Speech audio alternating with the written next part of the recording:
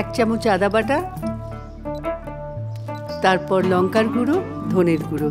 আচ্ছা, এটা কি আমরা ভেবে দেখেছি যে পরিমাণে চিকেন, দই, মশলা আমরা মেশালাম রান্নার আগে তার যা ওজন ছিল, রান্নার পর যে চিকেন কষা তৈরি হবে তার ওজন কি সমান?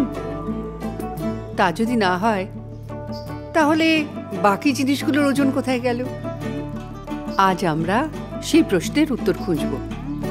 আমাদের প্রথম chapter, lodge of chemical combination. পরীক্ষা, প্রেম বা পেট পুজো, কেমিস্ট্রি কিন্তু মাস্ট। নমস্কার, আমি কেমিস্ট্রি মাসি। খুব শিগগিরই আসছি তোমাদের ফোনে।